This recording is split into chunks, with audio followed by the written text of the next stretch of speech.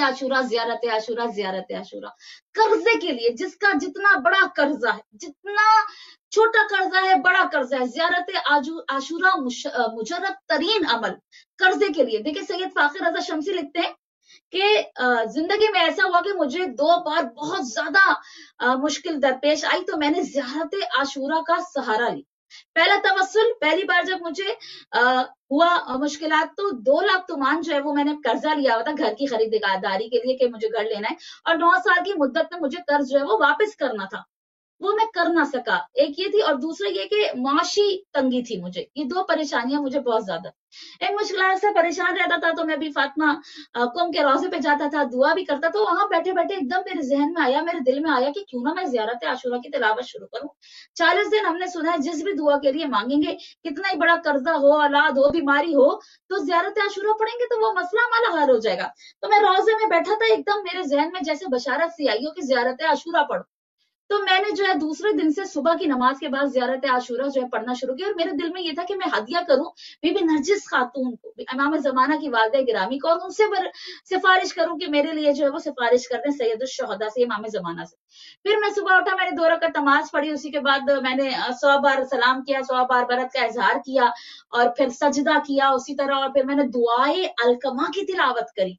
अभी 28वें दिन तक मैं पहुंचा था कि मेरा जो कर्जा था वो एकदम से गैब से मदद हुई। मेरा एक दोस्त आया, मेरे पास आया, कहता तुम परेशान हो, मुझे पता है कि तुम्हारे ऊपर कर्जा है, तो मेरे पास कुछ ये रकम है कि तुम ले लो और अपना कर्जा उतार। मैं बड़ा हैरान। वो दोस्त, उसको पहले भी मेरे 40 दिन मतलब ज़ियारत आशूरा शुरू करने से पहले भी उसको पता था कि मेरे ऊपर जो है वो कर्जा है, वो कभी ना आया। लेकिन जिधर मैंने ज़ियारत आशूरा पढ़ना शुरू किया, और मैं जो है अभी 28वें दिन ही गुजरा था कि वो मेरे पास 2 लाख तुमान लेकर आ गया, तुम्हारा कर्जा ये दे दो, तुम उतार दो।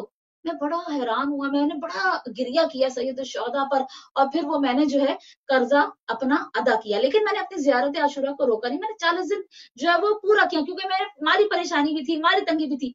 तो फिर क्या हुआ कि जब 40 दिन पूरे हुए, तो जो मेरी माली परेशान थी वो सारी की सारी उन बाकी दिनों में एकदम मौजूदी तौर पे मेरी माली परेशानी भी दूर हो गई, और मेरे हालात भी बदल गए।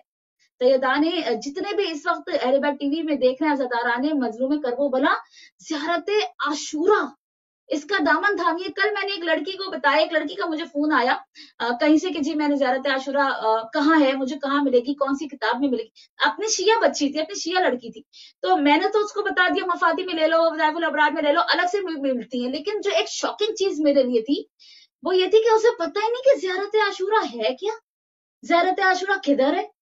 अपने बच्चों को बचपन से ज़ियारत आशूरा की तिलावत की आदत डालिए।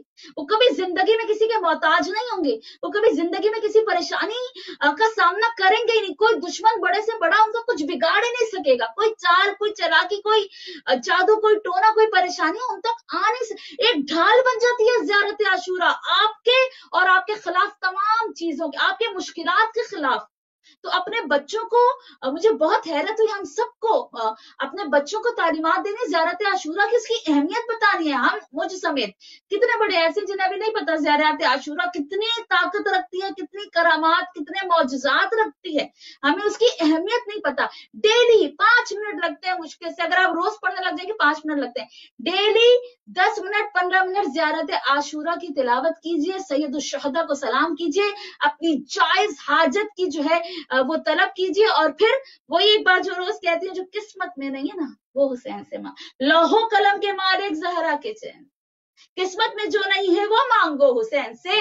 वो फातिमा है, वो फातिमा है।